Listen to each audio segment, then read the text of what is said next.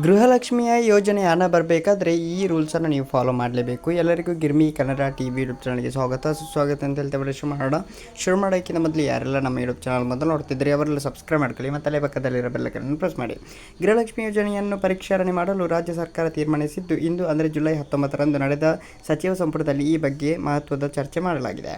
ಹೌದು, ಗೃಹಲಕ್ಷ್ಮಿ ಫಲಾನುಭವಿಗಳ ಮರುಪರಿಶೀಲನೆ ನಡೆಸಲು ಸರ್ಕಾರ ಸಜ್ಜಾಗಿದ್ದು, ಗೃಹಲಕ್ಷ್ಮಿ ಹಣಕ್ಕೆ ಬಯೋಮೆಟ್ರಿಕ್ ಕಡ್ಡಾಯಗೊಳಿಸಲು ಸಚಿವ ಸಂಪುಟ ಸಭೆಯಲ್ಲಿ ತೀರ್ಮಾನ ಕೈಗೊಳ್ಳಲಾಗಿದೆ.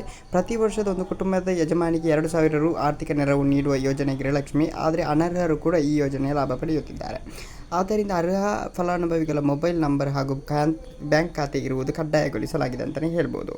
ಸಚಿವ ಬಳಿಕ ಸುದ್ದಿಗೋಷ್ಠಿಯಲ್ಲಿ ಮಾತನಾಡಿದ ಸಿಎಂ ಡಿ.ಕೆ. ಶಿವಕುಮಾರ್, ಗೃಹಲಕ್ಷ್ಮಿ ಹಣಕ್ಕೆ ಬಯೋಮೆಟ್ರಿಕ್ ಕಡ್ಡಾಯವಾಗಿದೆ. ಅವರದ್ದೇ ಫೋನ್ ನಂಬರ್ ಇರಬೇಕು. ಯಾವುದೇ ಯಾರದ್ದೋ ನಂಬರ್ ಕೊಟ್ಟು ಅವರಿಗೆ ಮೆಸೇಜ್ ಹೋಗಬಾರದು. ಗಂಡನ ಖಾತೆ ಮತ್ತು ಮಕ್ಕಳ ಖಾತೆ ಕೂಡ ಇರಬಾರದು. ಮಹಿಳೆಯರ ಅಕೌಂಟ್ಗೆ ಸರ್ಕಾರದ ಹಣ ಹೋಗಬೇಕು ಎಂದು ವಿವರಿಸಲಾಗಿದೆ. ಅದಕ್ಕೆ ಅವರದ್ದೇ ಆದ ಬ್ಯಾಂಕ್ ಅಕೌಂಟ್ ಕೂಡ ಮತ್ತು ಅವರದ್ದೇ ಆದ ಫೋನ್ ನಂಬರ್ ಇರಬೇಕು, ಕಡ್ಡಾಯ. Thank you, bye by.